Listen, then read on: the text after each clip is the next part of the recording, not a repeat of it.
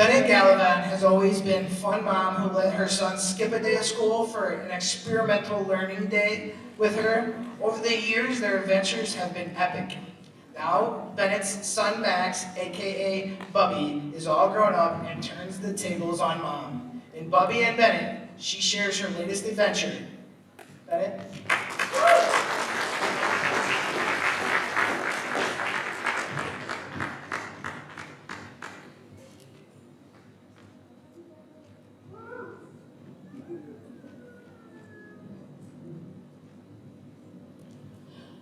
The itch would sometimes start with a weather forecast or an ad for a movie.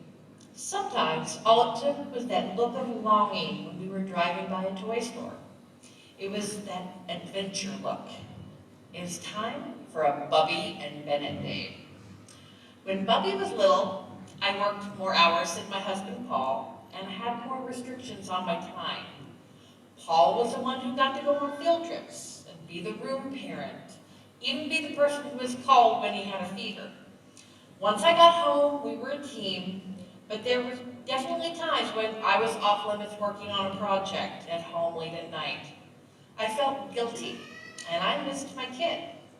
So after a very large project was completed, I had some comp time. Started easily enough, just wishing I could spend some time with my kindergartner. And it ended with the first of many, many lies. Around truths, as my husband would call them. Bobby, what would you want to do today if you could do anything? Go to school. Okay.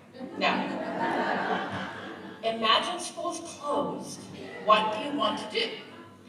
Pokemon. Okay. Ice cream. Okay. Movies. Park. Okay. Yeah, check. So the agenda was set. The next step was the phone call.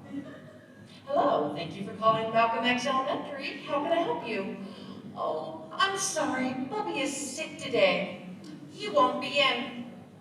Meanwhile, I'm praying he won't hear me on the phone, because more than one potential Bubby and Bennett day was ruined by him going, but I'm fine.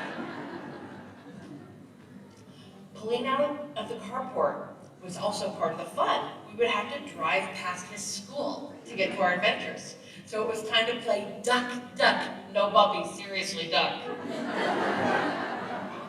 Blocks away from the school, we could start to relax. We could dream, we could play.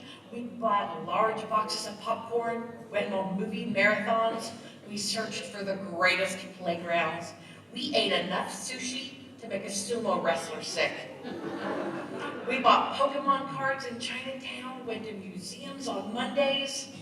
As he got older, we searched for the best used video games, and we bought shirts with sarcastic sayings. On the ride home, though, we had to complete our play. Bubby, what did you do today? Had fun. No, Bubby.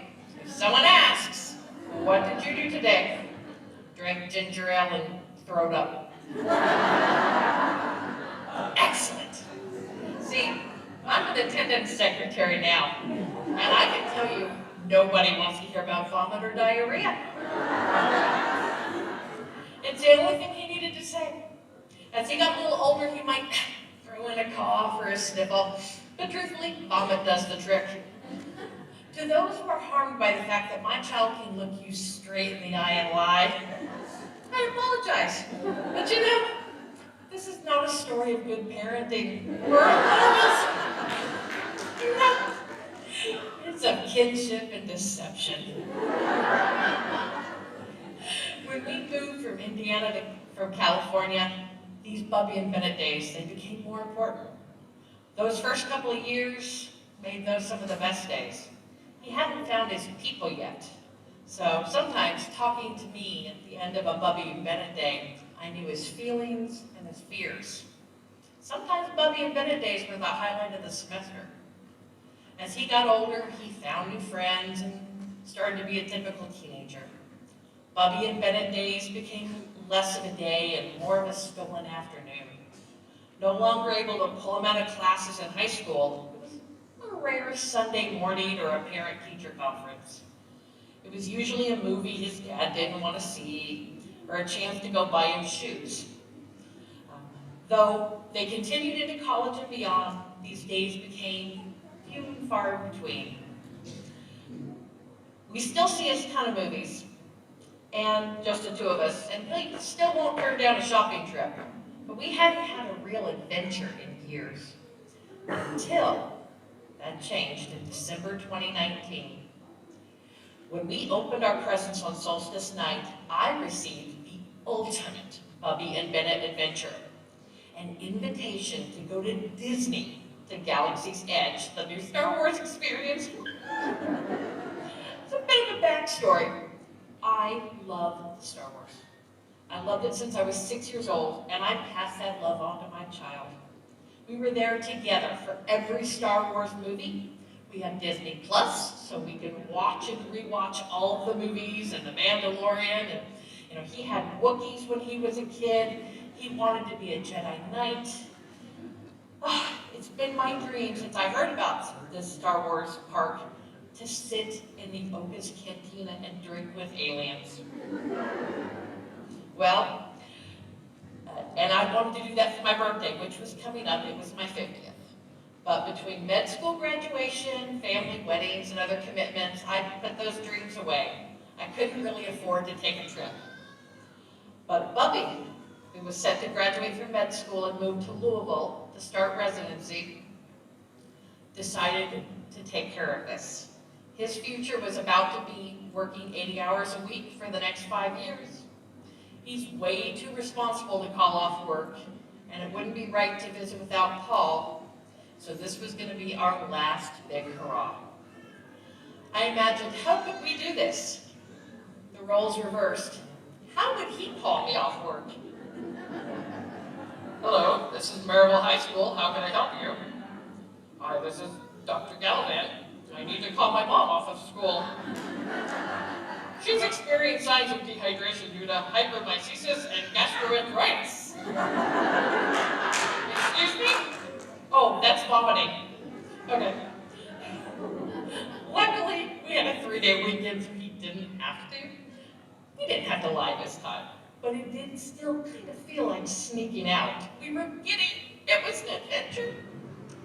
Talk about tables being turned. My frugal child, who would sometimes beg not to spend too much money, dropped cash on a handmade lightsaber, a droid, talking cubes, and the greatest meal we have ever had.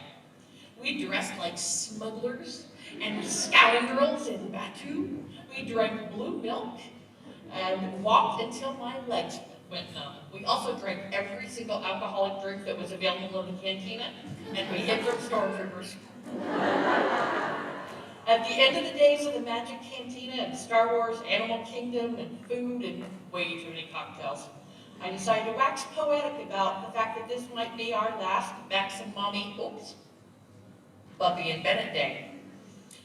I brought up it might be our last special adventure. I think I actually saw a surprised Pikachu face. But he sees the writings on the wall. Soon, he would be far away. He'll get married, have kids, and Bubby and I just won't be able to take off. But for now, I can remember the good times while I wait for my grandkids. Maybe a Babette or a Bubby and Bennett days in my future. As I wait, I hear the calls as an attendance secretary, listening for a faint giggle, hoping that sometime, somewhere, there's a call that's also an adventure.